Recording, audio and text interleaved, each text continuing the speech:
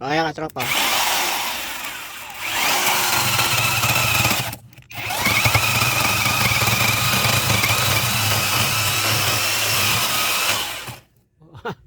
Bumaon siya.